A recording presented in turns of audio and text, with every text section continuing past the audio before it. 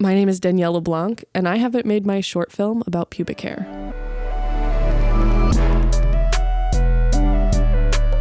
We'll go right into intro, and this is all edited and everything. So if you say something and you're like, you could just go right back into it and say it again to be as elegant as possible. Okay. Cool. Okay. Unless you don't want to, the aesthetic is very much, we just recorded this on a whim. So That's kind of the process of it. Yes. And we do research. We do minimal research because we kind of want the whole appeal of the show of us like figuring it out as we go every episode. we haven't made it yet. We haven't made it yet. In like a successful sense, which is a lie. We very much have huge following. We've already made it. Yet to make. This is Indie Not Films. You're listening to Haven't Made It Yet. I'm No, go. You go. I'm Hayden Garrett, I'm Yannick. and we're here today with Danielle. Danielle's Just our first guest name. today. We're just doing first names. Everyone but Hayden is doing first names. Hayden Garrett. I have two first names, so I have to specify my first names, Yeah. first and first name. Next time we're doing last names only. That's going to be difficult for me. Yeah. I don't have a last name. Two first names. And today we're talking about Bush. Bush. Yeah. We have yeah. yeah. That's what I'm working on. Our question today for you is Bush is related to pubic hair. Is it like kind of coming of age-esque story? Yeah, the story was like very different when I had originally written it. So I wrote it like in 2019, 2018, a long time ago. And then I crowdfunded for it. And that was like a very different story. It was about someone in high school, like kind of, coming of age with their body, and like they are wanting to have their first like sexual experience, which I based it in high school because that's when I had mine. And I was like, people have sex in high school, and this is like, whatever. You're learning how to have a body and a personhood, and that's what the story was. And then I was going to shoot it, and then the pandemic started. And it just gave me a lot of time with the script. So I like aged it up a bit. And now the main character is in her 20s and still having the same experience. And I think still coming of age. Everyone's always coming of age, Yeah. I like that. I do. I like that whole thing. We have a slight icebreaker question that might take away all of that enthusiasm, which I feel almost embarrassed of asking. We were stoned after a little meeting with the other person that we have the podcast with that usually hosts, and we came up with some ideas for icebreakers. And we were like, okay, Danielle, okay, we could talk about our favorite types of bush. Favorite types. Or shape? What was it? Shapes. Shapes? Bush Yeah, I shapes? reference a lot of shapes, wax shapes in the script. And I feel like I uncovered some that I didn't know existed while researching. Doing research, okay. But I had this joke in college. I was in a sorority, and I had tweeted like, I want to get my Greek letters like waxed into my bush, and I got in so much trouble for tweeting that. So that's not my favorite shape, and I'm not in a sorority anymore, so I am allowed to say that now. The sorority got you in trouble? Yeah, I had to like delete my tweet and stuff, and I was like, You were showing support. I was like, that's just like passion. Like, if you think that's gross, like that's fucked up. And that's why I'm making this movie, as a response to that. But I did learn that there's like it's called a heart attack wax. And that's basically when you get your hair waxed into the shape of a heart, which I liked. I've never done it. I've never been waxed before. I think that's terrifying. Maybe I should for like research. Just to figure it out. But like, I kind of have no interest. It's like $100. It's like ridiculously expensive. A lot of money, and Yeah.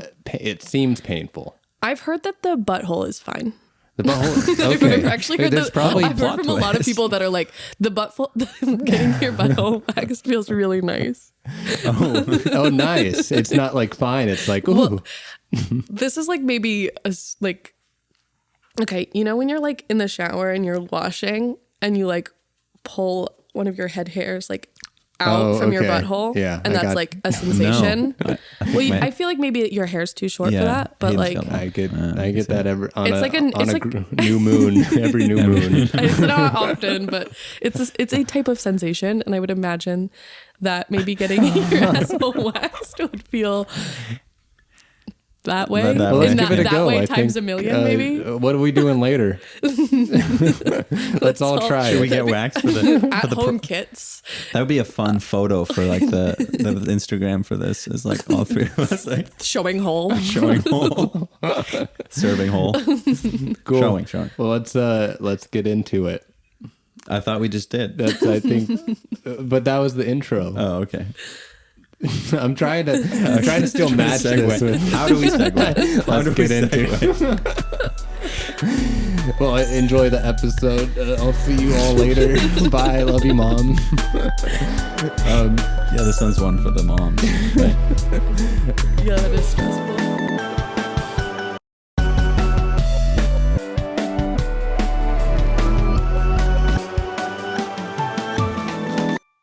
Making it for me feels like being at home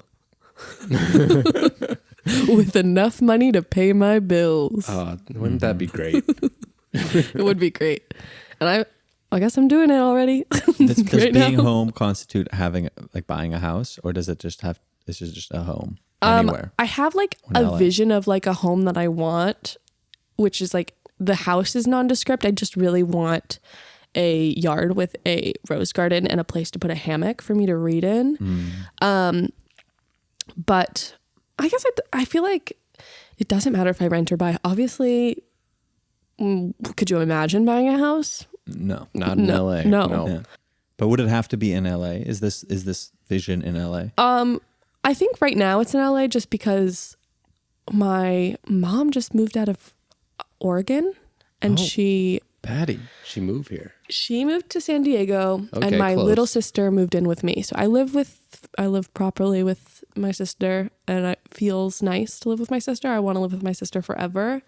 And it would be nice if me and my sister had a little house of some kind and we got like 5 cats. That'd be so and cool. we have 2, but we have 4 of them named so far. Like we have 2 imaginary cats. that we're like, Wow. if we find a kitten, depending on what color it is, I like that you said named so far as if there was many more that just hadn't been named yet. Like you guys are working on drafts. we do have like cat names. Like she wants to name her next cat Cowboy, and I want to name my next cat Valentine, or Agnes after Agnes Varda. So There you go. No Wow. Who Greta? died on my I'm birthday. surprised there's no Greta. no Greta. Well, she's. I would like a Greta. I like old lady names a lot. Like I like the name Ruth. What's your Barbie take? So We I'm want not to gonna name. take- I don't plan on naming my cat Greta, but I have a Pokemon named Greta, and I liked Barbie. You liked Barbie. That was your take. No notes on Movie. Barbie. Was that your game that I had? Did you give me Do you Pokemon? have Pokemon Green? Did you give it to me on? No. Did you have a PlayStation? We Not a haven't PlayStation, not a gotten to PlayStation. this point of this is the start. They don't know that you've dated before. Pokemon Green. I don't have it. I just wonder if I named the Pokemon that was yours. Okay, sorry. Yeah. Should we get it? Okay. I think we got it. no, should we? No, I want. can I keep want. going. Like, I actually just want the Barbie take. Do you want? We can cut it. I think I got something. Okay. If you want to say off Off of mic. I want it off on. mic. You want- oh, Loud. Talk hours. about the Barbie movie. Yeah. I liked it. Okay. Okay. Fine. We'll cut. There Fine, it is. We'll turn it off. Okay. Are you stressed about? Sorry.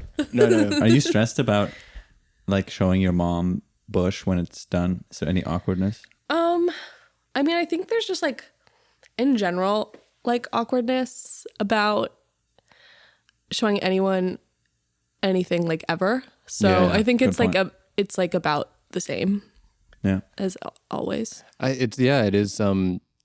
Showing art in general is what do you call it? It's hard to do. Yeah, it's very vulnerable. Vulnerable is what I was going at. Yeah.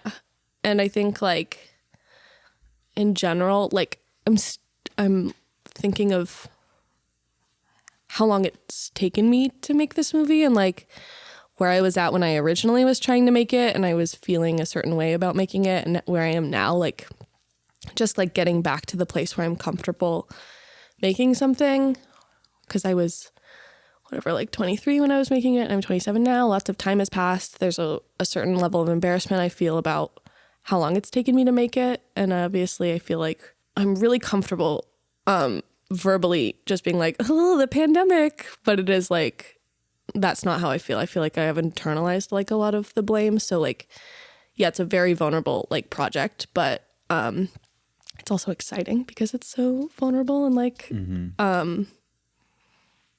I feel like I took for granted a lot of like the process of making things in college, and like how easy that community was to come by, and now like trying to piece it back together for myself has been really rewarding, just because I've started the process of actually like making it the past 2 weeks, and I've been like doing rewrites with a lot of people who have been willing to read it, and I'm just like, yeah, really, it's vulnerable, but it's also like I'm so grateful that people are so kind. So I feel that way about my family too. Like, it is obviously stressful to have like to talk to my family about like sex and stuff like that. That's like, I grew up Catholic, that is uncomfortable, but at the same time, like it's always nice to break down those walls with your family and get closer and talk about things, I think. Yeah. As somebody who writes a lot more than I ever even think about making, I feel like the projects that are vulnerable usually end up being the ones you for whatever reason end up making, because there is, there's something there, something interesting, some growth. Yeah. So. And I feel like people are responding to that aspect of the project too. They're like, oh, I've never heard anyone try to make a project about pubic hair. So, and it is like, for that reason, it is really hard, because I am like, how am I going to cast someone who wants to show bush? But also like there are some, stylistic choices that I'm going to be making as like while directing it that are going to, not make it just a nude person 100% of the movie. So yeah. And there's that wonderful tool called, what is it called again? What? Oh, the Merkin. The Merkin. Yeah. I'm gonna have to go like Merkin shopping. So that's like, wait, explain to the listeners and me. Because Hayden knows. I'm using a Merkin right now. A Merkin is like a wig for your bush. So it's like, it will allow me to like have an actress show a bush without it having to be like their own body, and it will also like kind of allow me to pick a certain style, I guess. And then also the script is mostly so it's about this character and her feelings about her bush, and how she like, has a lot of self-hatred and needs to learn to accept her body. And so we're like viewing her body through her eyes, through her like internal fears and stuff. So there are a lot of fantasy sequences. So there will be times where it's like really massive because she feels like it's massive. There will be times where it's, it will shift in size. And have you seen like Beau's Afraid? Okay, I haven't seen it, and I don't like horror movies. Yeah. And I let my boyfriend just explain scenes to me. And it's, it's about as fun as like having honestly, anything explained to you. The movie it's just would like, be okay, better. I got it. I don't want to watch this. The movie is better just explained to you. I think there's a little bit, for me personally, there's a little bit too much that happened where I was like, I'd rather just have. It sounded so stressful. Maybe with horror movies, I'm like, I would only watch it if I watched it at home. What reminds me of that is like they just anything that was intense, they do it through his mind. So everything was just tenfold. A spider was 10 times bigger just because that's how he saw it. Yeah. But I like that aspect. He described it to me. I was like, watching this movie could kill me. Like I was like, I think it would give me an anxiety attack that was fatal. It is a constant anxiety attack, which is like, I get showing art. At the same time, I don't want to go to a movie to have a panic attack. And I was near one. I do think like in general, I like horror comedies, and I feel like like Shiva Baby, I feel like was a decent reference, I guess. Right now, when I'm storyboarding, just because I am like, this is a comedy movie that uses horror elements really well and like makes it really tense, even though it's not. Are you wanting that kind of aspect into your film? I think it's like changing. I'm like in prep right now, and so I'm watching a lot and storyboarding, and I think that like, you know, it's kind of shifting every day, but I do think that, yeah, right now I want it to be a little bit more amped up and tense. Yeah. Because the main character is terrified of her body.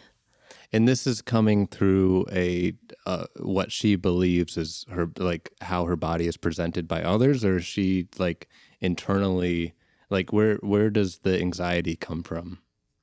When the first time I had sex, I was like really, really afraid of showing my body to anyone, but like specifically my pubic hair. Yeah. And I was like, I need to remove it. And I was 17 and I was like, okay, my mom has access to my debit card. She's going to see any charges that are made and I have $12. So I think like I had tried shaving it at one point and it gets really like stubbly and weird. And then I was like, okay, that sucks. And then Nair is just like, it smells too bad though. That's poison. You can't put it there. That will kill you. The toxins will go into your pores. Is it like actually? It's like, I don't know what it is, but it's the fact that it's legal. Like nobody I'm knows like, is it legal in Europe? Have you ever seen it in Germany? Like, I'm not usually Nair looking for shopping. it. So. Next time you're there, next time you you're have to looking at look Nair. for it and let me know. I mean, I could Google it also, German. but I do think it must be poison. It's literally like whatever. And then I was like, okay, waxing at a salon is like $100. I don't have money. And then I convinced my friend Jessie, who was on my volleyball team, to buy me at-home wax kits. And I was like in my room and I was like trying to do it and failing. Like it was so hard. Like how you do a wax kit is you like put it between your hands and you like rub it until it gets warm. And then it's a wax sheet. So then and this is like also pre-Amazon. So now I could probably order a full on, like you plug it in and it bubbles and then you get like professional kit. But like, and also like, doesn't that make you feel old pre-Amazon? Whatever. Yeah. It's like, when are you setting this story? Pre or post Amazon? That's like, that's a defining corporation honestly, for our.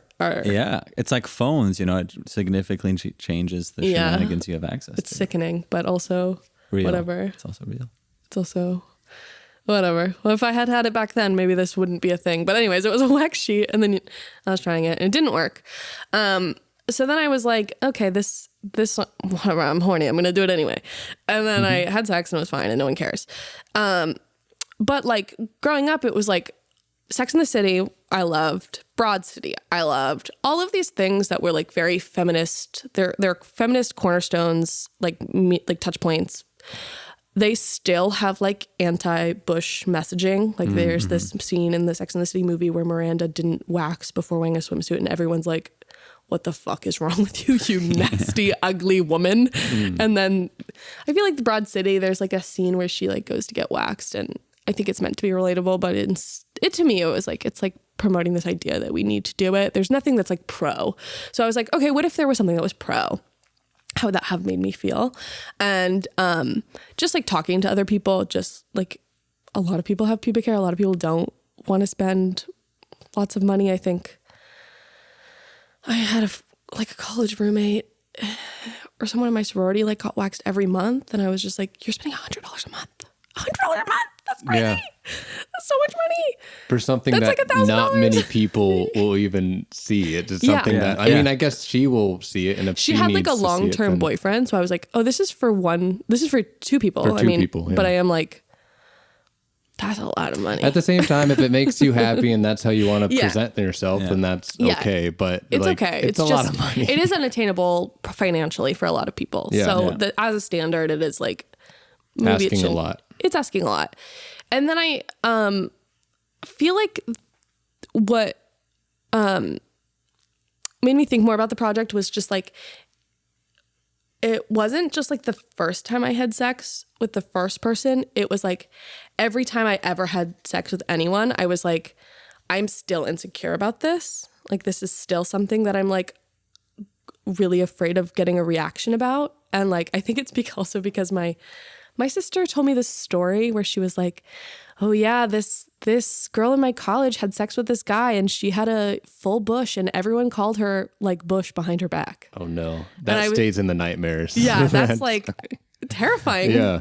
To be like, oh, everyone's talking about me behind my back. It was all of the little things that made me want to write something like that. Was that an answer to the question? Yeah. Yeah. Okay. I was like, what was the question? Well, we went into now kind of having this in your mind. What was the connection to want to go into like, oh, I have to make this into a movie? What was did you have any kind of eureka moment of like this, I need to write this? I think I was just like in LA. Yannick and I moved to LA, and I was very depressed, and I just was like looking to latch on to literally anything. And I was kind of like, I know this is a unique idea. I'll just write it and see what happens. And I sent it to some friends, and some friends really liked it. My friend Moss really liked it specifically, and they are someone I met while working on Shrill. And I just really respect them as like a creator, and I think that their opinion means a lot to me. And when they really liked it and they were like, let's do it, I was like, okay, if you think we should do it, I'll do it. Like, sure. That's cool. Yeah. So they linked with me and we started like crowdfunding, and we had this team of people that we had met while shooting Shrill, because Shrill was like the best show to work on. It was awesome. And I mean, like, I love every show that I work on probably, but for some context, tell the listeners kind of what you're doing for day job-esque stuff. Yeah. So I moved to LA, couldn't find work, was working at Anthropology. I had started my film career in Portland doing season 1 of Shrill. The summer rolled around and they were crewing for season 2. I asked to come back. I was working as A.D. Bryant's assistant on Shrill just during production because they were shooting in Portland. It was like 2 to 3 months. It was just like a summer gig. And I was like, oh, this job will give me enough money to go back to LA and have 6 months of rent so I can continue to suffer at Anthropology and try to find a job that doesn't suck like that. So that's what I was doing. And I went back I had a great time on season 1. I got the job right out of college. College ended. We went to Germany for a month, me and Yannick. Are you going to preface this? No, it's just going to be, it's actually going to be the title. I was wondering, I didn't want to ask if, not in the title. I know, you know what? Coworkers, past coworkers. Oh, no, Jude will more say barking. I think Jude doesn't want to. Jude doesn't want to. You don't want to address. No, I mean, No, we should address it. Yeah. That's Okay. funny. So they used to date. Yeah. Danielle and Yannick. Yeah. Back in college. Back in when college. I met them. We all knew each other from University of Oregon in cinema studies program. Yeah. And Let's go Ducks. now they don't date anymore. And now we don't date anymore. And that's all that needs to be said, right? But we did move. We did move down here together, and we're together here for a year, and kind of were part of our entries to LA. Yeah, definitely. And I did. When I saw you post again making this project, I was like, oh, that's cool, because I was there at the beginning when you first came up with the story. And Yeah, I'm like, I literally wrote it on that table. oh, really? I think so. Wow. Yeah, that's the crazy. same table. Yeah, same table. Yeah. Well, Crazy. Pen and paper, old fashioned. Just kidding. no, It's on my yeah, computer. no, I sometimes do that. I mean, I have the computer and then I have a pen and paper because I need to feel like I'm doing something. It feels better to write with pen and paper, I think. I don't know. It takes a really long time. Yeah. So you come back to LA So- and you have some money for rent. Yeah. So I had while shooting season 2 of Shrill, I had like just made it my goal for the summer. I was like, I want to make friends on set. Like, I feel like season 1 was fun, but I was like, what was I even doing? I feel like I made friends, but I was so new to working in production. I was terrified. I wasn't like in a place of being like, I hold enough value to offer you my friendship. It's constant anxiety when you first start. You're not really you're in survival mode. Yeah. You're I was not like your everyone fun self. hates me because I'm probably messing up every single day. Exactly. But season 2, I was like, oh, I'm back. This is, I know what I'm doing. This is great. So I made a ton of friends and they were all in like different departments. I was like, okay, we're going to get my girl Michaela on costumes. We're going to get Christina on stills. We're going to get Catherine Bier 80. We're going to get like, I just had like a team of people that I felt really comfortable with and that were down to work for free. And I was like sick. So I'm going to go back to LA and I'm going to like pick some dates or whatever, make some edits. I don't even know what I was doing. I just was chilling. Then I was like back in LA for a couple weeks and I was like, I hate it here so much. I want to leave. You wanted to go to New York. I wanted to go to New York. Unfortunately, I was in a relationship, so I was like, I gotta go take care of this. How dare they? Just kidding. I was like, if I'm gonna go to New York, I guess this is not gonna work out. Because I did not want to go to New York. No, and then we broke up, and then you didn't go to New York. I bought a one-way ticket to New York, and then I didn't go to New York. This was actually an intervention. I didn't know. I guess I gotta go. No, I got a job offer for a job here. And I was like, do I want to go to New York and not have a job and do this whole year of this is my first time here again? Or do I want to take this job? And I got offered a job as a writer's PA and I have wanted to be in a writer's room forever. So I was like, okay, I guess I'll do that. And my family is really like hippie organ people. So, you know, my family was like, it's actually a sign from the universe. You're in the right place. Yes. And I'm just like, okay, well, that's what it is. So I'll stay. And then I think I liked LA so much better when I had income. Yeah. It's a game changer. Game changer. Mm-hmm. There's nothing to do if you don't have income. Nothing. I'm realizing that Not a fun now. city. Yeah. Now I'm doing good. Last year Hayden wasn't just so did great. that year. Yeah. Yeah. When did you move here? I moved here June of last year, right? So you're hitting your May-ish. like 1 year mark Yeah. right now. Yeah. Yeah. I feel like 1 year is like, yeah, when you're like, okay, Finally being able to like comfy. have Yeah. people. Yeah. And I know it's going to come down, but right now I'm just I riding think the it'll go up. roller coaster. You know, you'll be good. I feel like I've after learning to love LA, I'm like, I love LA. Like it's Right. really been consistent with it. I'm still learning. I'm learning Yeah. a lot, but I think for me, it was like learning to get somewhere without needing my GPS. I was like, that's how I feel homey. Is knowing I can leave without my phone and get home. and I be get okay. to do that because my car broke down and now it's just my gone. God. So I'm taking the bus system, which It's gone. it's just gone. Someone Yeah, stole I it? was on.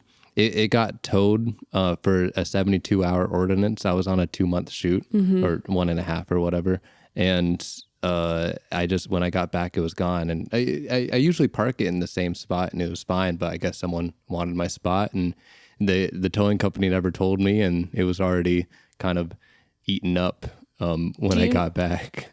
Yeah. Do you know what lot it's in? Do you know if it gets sold? I found the lot last week, and it already. They auctioned it?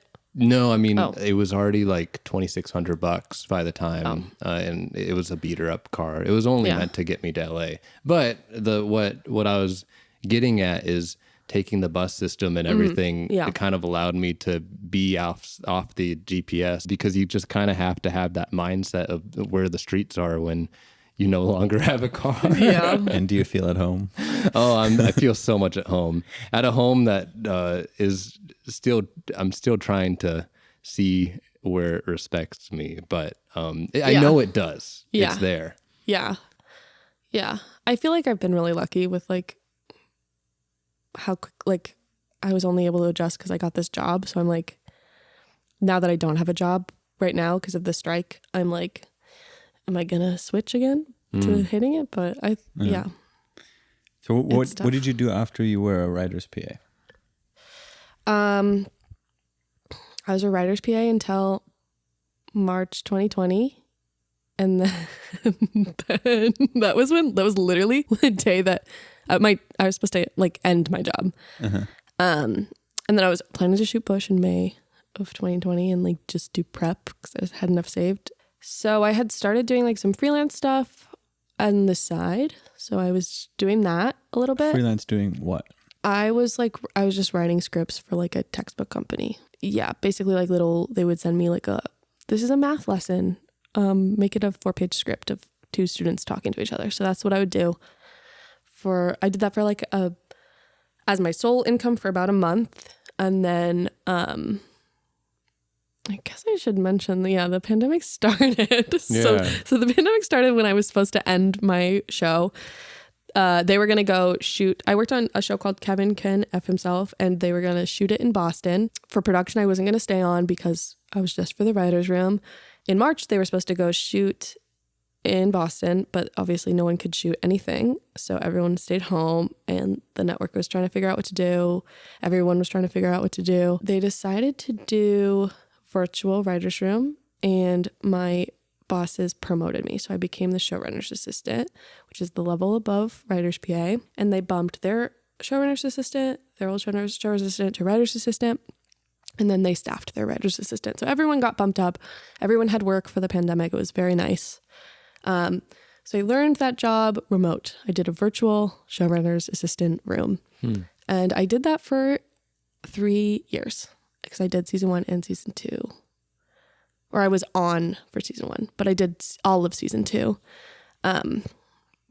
virtually and in person. So after season 1, they filmed it during the pandemic. They found out a way to film it, and then They did find a way to film it, but because I had been promoted to showrunner's assistants stay on through production because they're on for production and post because the showrunner is on for all of those things. So I was working remote as a showrunner's assistant while they were shooting in Boston from LA, and they had an assistant there. And then when they would come. They didn't come back to LA that much during the pandemic, but they did during season 2. So during this, I'm not explaining this very well, but they filmed season 1 during the pandemic. Eventually, it took a couple months for them to, figuring out how to film. Yeah, and in this process, it was really strange. So, when they did film, I had been promoted, so I was on as a showrunner's assistant, even though it was like we did the writer's season 1 room, we did a season 2 mini room, which was virtual, which I was on for. Then they shot season 1. Then we did the actual season 2 room, and then they shot season 2. So I was on for all of that. So you were kind of figuring out the job as the new rules were happening with the pandemic. Yeah. And I would say, because I came down to LA close to the end of the pandemic, but it was almost a little bit of leverage for us because we didn't have 20 years of experience of like, this should be how it's done. Yeah. Because we were like, oh, okay, we're doing a test every day. Okay. Yeah. And it was just like kind of what life was when we started. Yeah, it was a lot of that, of just being like, okay, sure, we'll do it this way. It's cool Doesn't seem weird.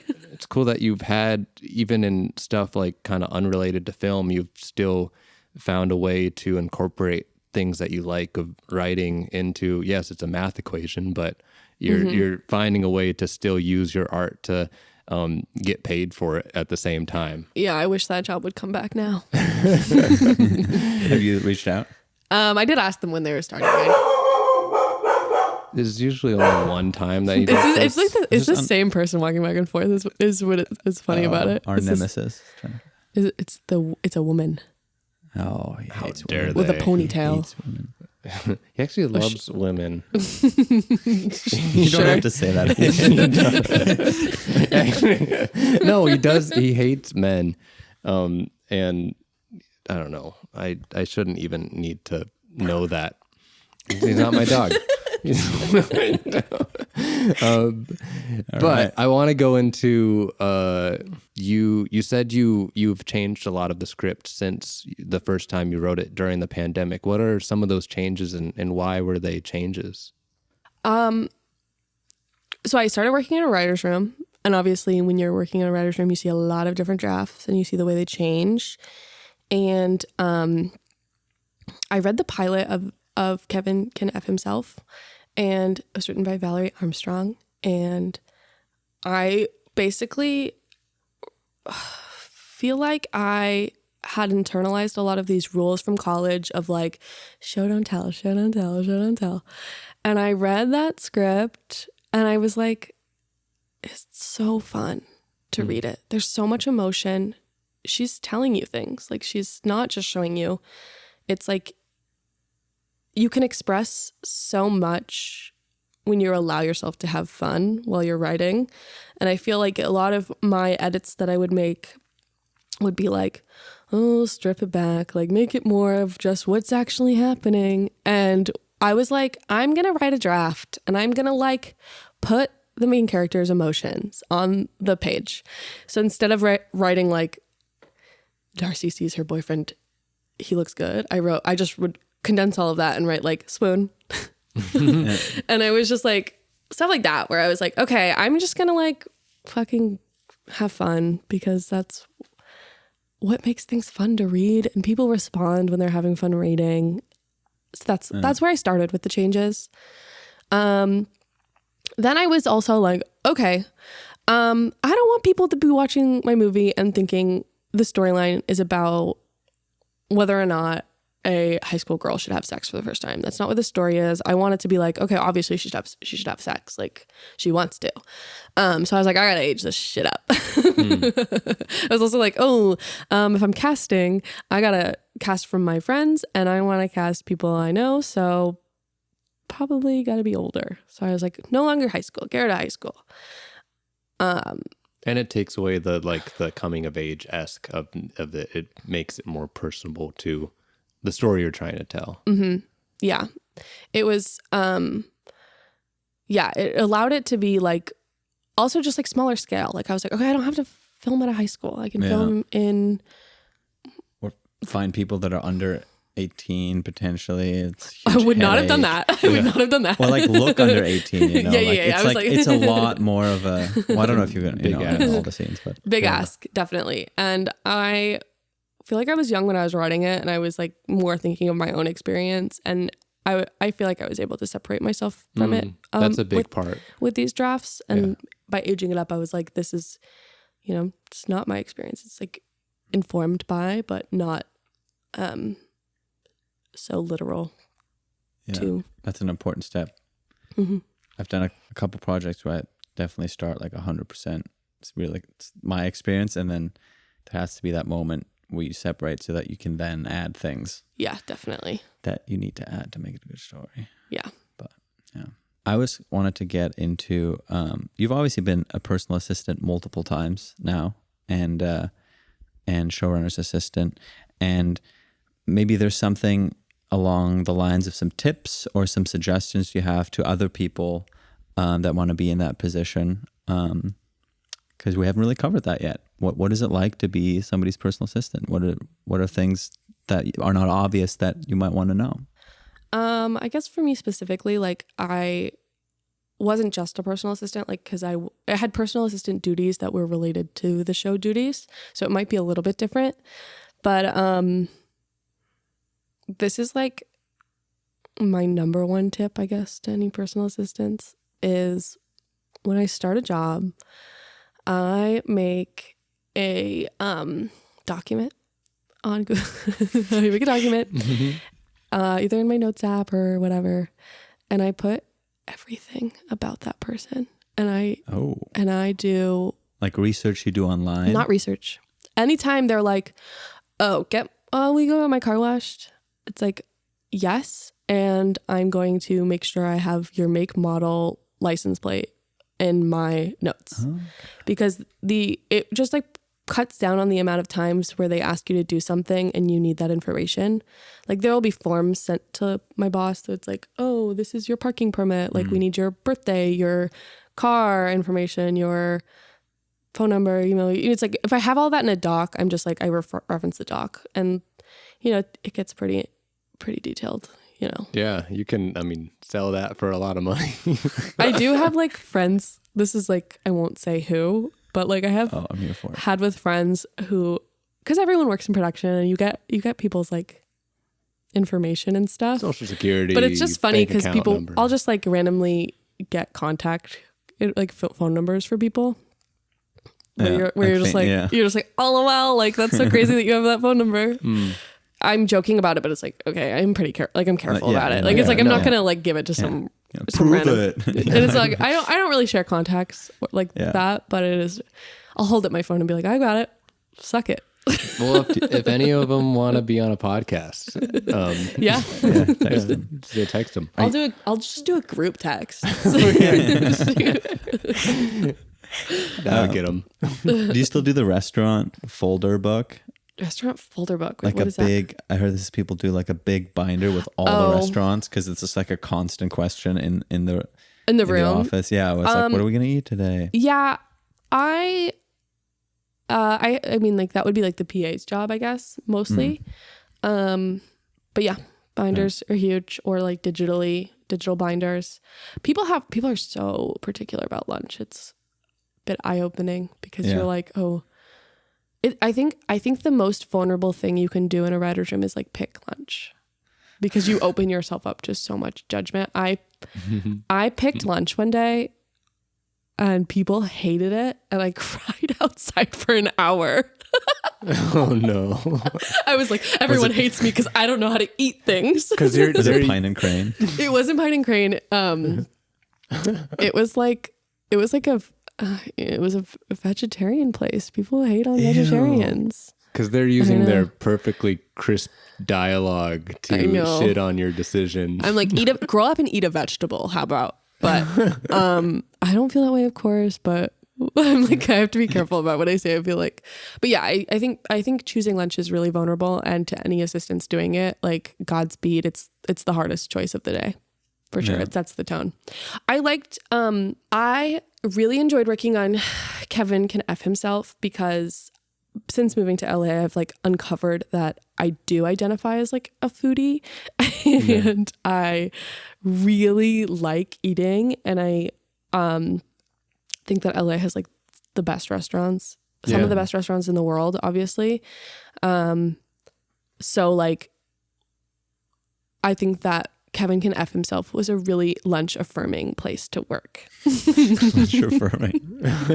No crying in the. No crying. It was just like, well, it was like kind of tough because it was always like, oh, what do you want? What do you want? Oh, just please give me a recommendation. But yeah, I was like, that whole crew was a crew of foodies, which but I mean, most of it was virtual. But when it wasn't virtual for season two, the room for season 2 was like me and three of the writers. Yeah. And there were no other assistants. It was just me and them. So it was really, it was better to order lunch because it wasn't like, oh, I can't order from that place because I'm ordering 15 lunches. It's like, it's 4 of us. Let's have we can go easy. Anywhere we want to. We're living the dream. Yeah. You said you started off virtually and then moved into like in office, right? In an actual writer's room? Yeah. What was that change like?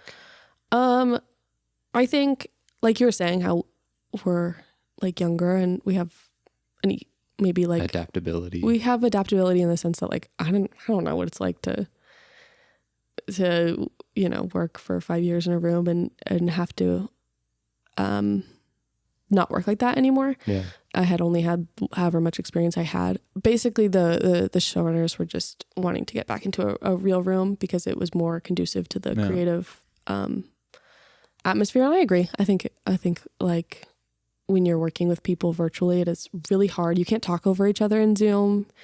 It's really awkward and like there's no personability. Like it's hard to connect with people. Comedic timing just doesn't really exist in a lot of ways. I also think like you can't really, it's hard to be creative when you're like having trouble socializing with people on like a human level. And like even when I was virtual, I was crying a lot because I was like, none of these people like me. Like can't tell. Yeah, you can.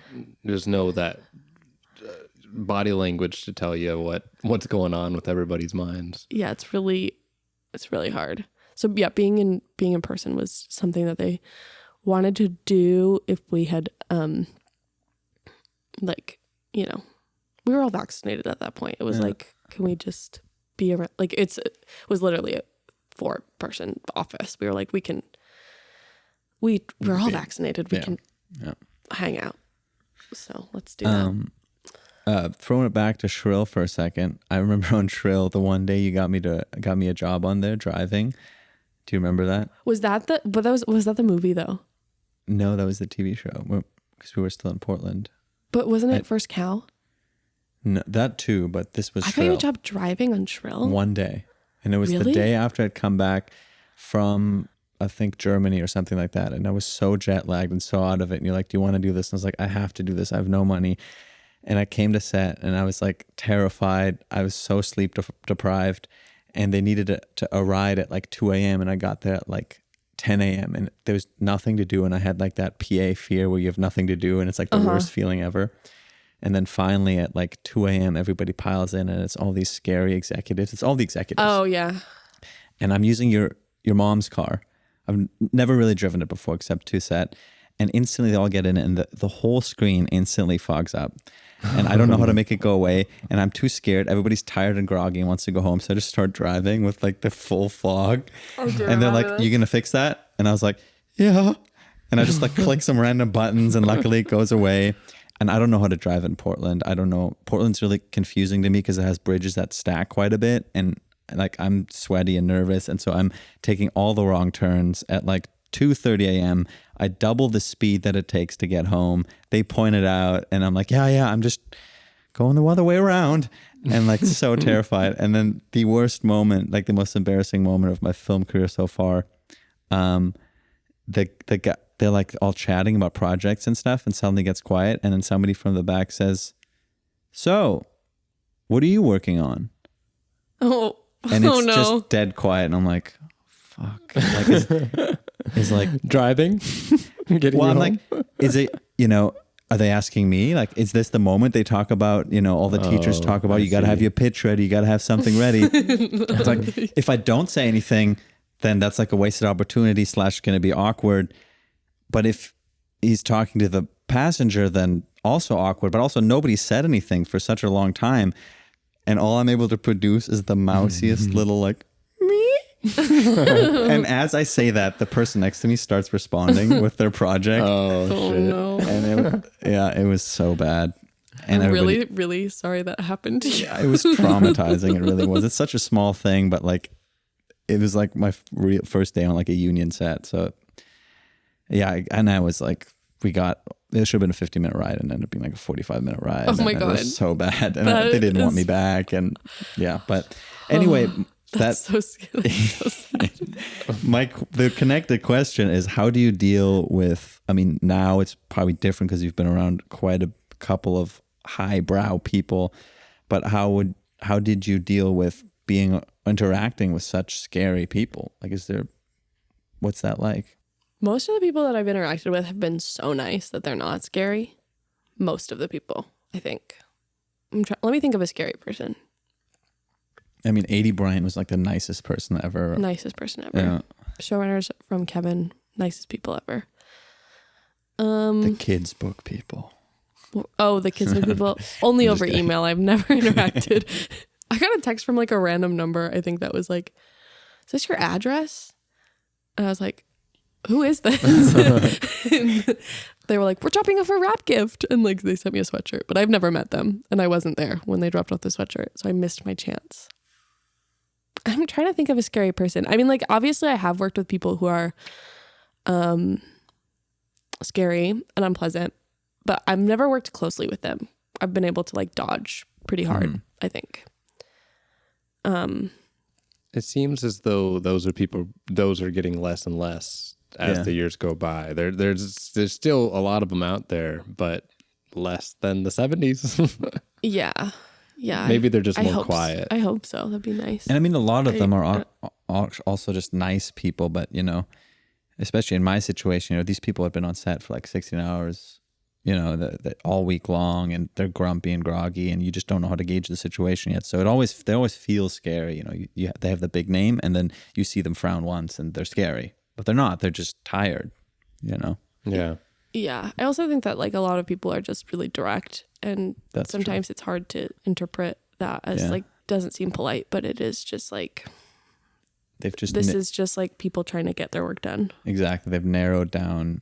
Yeah, because you're communicating so much, you kind of start to narrow down your communication, like without all the, you know, can you please? It's just communicating. They're just good at communicating, essentially. Yeah, efficient communicators. I guess would be the word.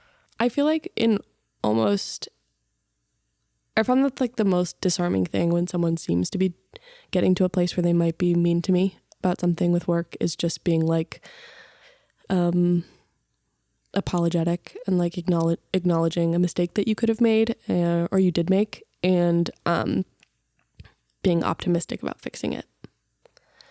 I don't really think of myself as being like a bubbly person, but I have had people be like, "You're always smiling when you're on set. You're so fun to be around. You're always smiling." And I'm like, that must be my coping mechanism to make you like me. But it seems to be working.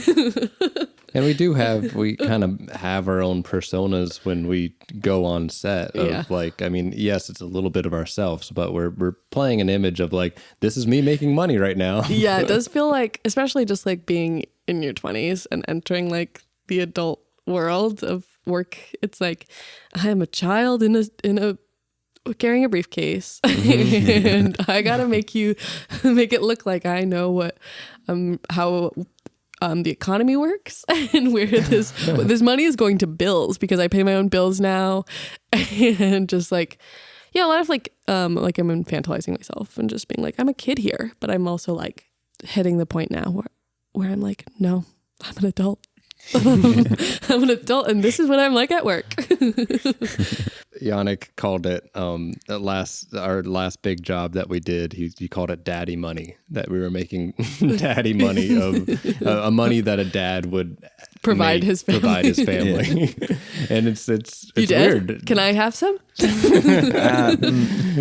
Only for the movies. You can donate. I'm over budget. I told Hayden that as a private joke, and he made it the title of one of our podcasts. I thought it was Daddy so money. funny. It is good. It's really good. It is crazy to think about that. Like, well, obviously, like the wages haven't gone up in so long, but it's like, damn, people have kids right now. Yeah, that are our age, and this would have to be daddy mommy money. Yeah. No, exactly. And it's crazy. It's just that, I mean, my parents would have had my sister 3 years ago at my age. And it's just crazy that like, wow. I can't imagine having a 3-year-old right now. I'm barely paying rent. Yeah, me either. My sister just had a baby 6 months ago, and it's like been like weird to see a baby in the flesh and just be like, yep, that's we would die for her. That's gotta be that's crazy that you're providing like that. Yeah. Related to that, would you, classic question, send your kid to film school? Oh God, no. No. You wouldn't send your kid to? She's got nepotism now. She knows exactly. Oh yeah. Well, yeah. I guess that's true. Yeah. Like since you don't need to. Well, need to do the work. If you weren't there. Like, would I allow them to go? Sure, I'd allow them to go. I wouldn't be like, you should. You wouldn't recommend it. I mean, I don't even feel like what we did was considered film school. Yeah. Okay, but like what we did, would you send your kid to what we did? Would you encourage it, or would you say, I think there's a, like, what did you gain, you think, that helped you the most from college? From college. I mean, like the... We'll cut out the pauses. No, I think the pauses are necessary. Well, okay, so I knew for a long time I wanted to work in TV. Known for quite a long time, probably since high school. I was very obsessed with TV. I had no friends, and all I did was watch TV. And I would go on Tumblr, and I would like search like writer's room BTS photos and like zoom in on their boards and be like, what do those cards say? But I really felt very insecure about it. And I think that college was like an esteem building place. And I had to get over the fact, I went in undeclared, or I might have been declared journalism or something. I just felt like everyone already knew everything about everything. And I feel like part of that is because like when you talk about film, there's going to be a lot of guys being like, have you seen so-and-so? And my parents didn't like show me movies. I did a lot of things like I would expose myself to things. So my interests were pretty limited to romantic comedies, which are like notoriously kind of shat on, especially by the people who are prominent voices of the film community, men. And so I felt very insecure about it. And when I went to college, I felt like I didn't want to do cinema studies, but I wanted to, but I didn't want to, but I was like, I'm not good enough. And then my high school boyfriend, who I went to college with, plagiarized one of my essays in a film class. Oh no. And he had gotten into USC. So I was really like, oh, I'll be okay. And then I like declared it, and I felt like my esteem built from there, which is what I got out of college. Allowing myself to like be there to learn. Yeah. And being like, having the like, obviously people don't know anything. Like I'm one of those people, and just like allowing myself to be stupid, being confident enough to be stupid, I guess. Yeah. But yeah, allowing yourself to, I mean, giving that confidence, I think, was a huge part for U of O. Yes, it wasn't really a film school. Yeah. We all just played filmmaker for a little bit. I like that it wasn't a film school. I like that it was theory based. I really do like that. I feel like we got a lot more out of watching movies when we're watching them in the way that they encouraged us to watch them, thinking about why they exist as opposed to like how to make them. Right. In a lot of ways, it's a lot easier and more natural to learn how to make a movie. I mean, you know, it's like the exposure triangle, you know, it's something you can Google. But like try Googling why or finding the energy to Google some of the theory stuff, you know, and then figuring out why it's relevant. And that's a lot harder to get. A lot harder to get. Yeah. Yeah. Me personally, if I were to go back, I would think that I'd want to just go straight into film and just not go to college.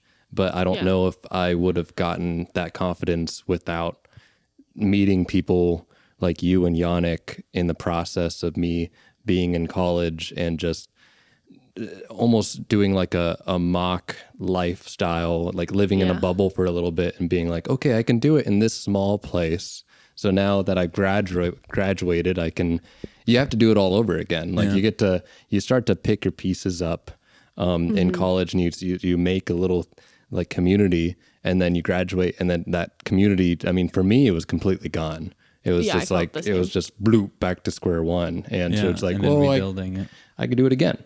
Yeah. And now it's in a larger scale, and now that building is continuing to go. And it's cool that you're able to do your projects and continue to, and making it something that the reason why Indie Not, this company that Yannick and I made, exists because we have a lot of creative friends, and we want to rise those friends in their talents and be able to pay them the respectable way they deserve to be paid. And it's something that you're allowing your friends to make things that they want to make and help you make the things you want to make in their respective fields, and hoping that we can all be respected and get paid. And it's a cool process. Yeah, it is really cool.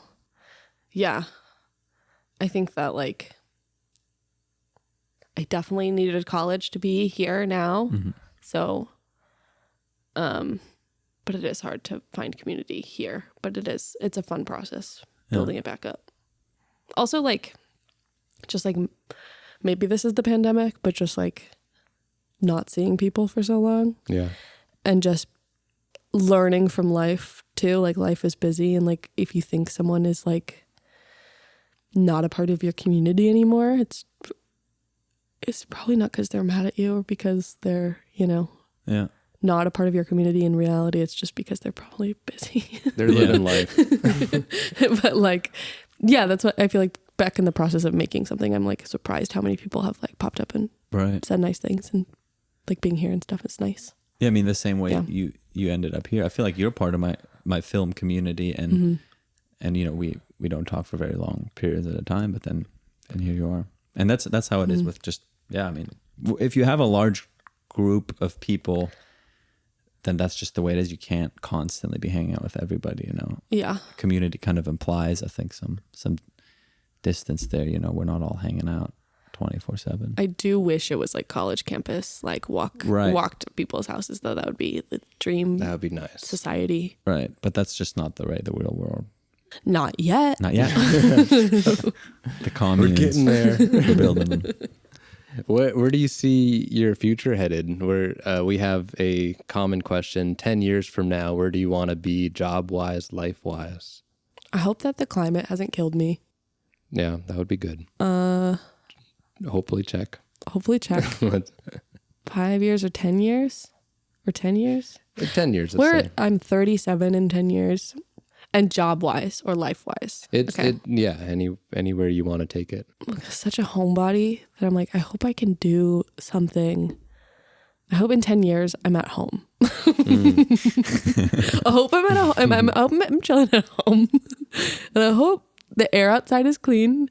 And I hope I'm not worried about money. Yeah. I think that's as big as I can go with it. I hope so. Yeah. Yeah. Well, the climate thing is going to be the hardest part. The climate thing is terrifying to me. Yeah. Also being in LA, I'm like, yeah, we'll see. That's too big of an answer. I feel like in general, the goalposts for like career stuff change so often. And, instead of looking ahead, which I know is not the point of the podcast, but I have been the past couple of weeks as I'm making this project, instead of looking ahead and setting goals, I've been like more reflective and being like, because I've never acknowledged the goalposts when I hit them. Mm-hmm. I'm more like, okay, on to the next, on to the next, on to the next. And I feel like in general, I've been like, I wanted to be a personal assistant to a celebrity. I did that. Yeah. I wanted to be in a writer's room. Even though I'm not a writer, I've done that. I've been in a room. I've seen the board in person that I used to look up on Tumblr. Like all of the, like I just like, and yeah. So I'm trying to be grateful to my past accomplishments because I don't acknowledge them enough. And then, appreciating where I am now more. Is that, yeah. Yeah. Well, this podcast is already kind of serving as a document to remind you of all the things that you have accomplished so far that you can look back on when we send you this in 10 years. With that in mind, what's your message for yourself in 10 years? Hey girl, what's up?